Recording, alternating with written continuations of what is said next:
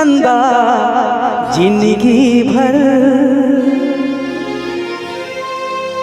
रहिबो दुनु साथ संगी तय झन डर।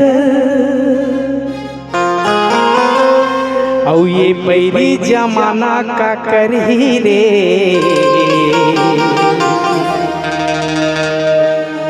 तय फिकर झन कर।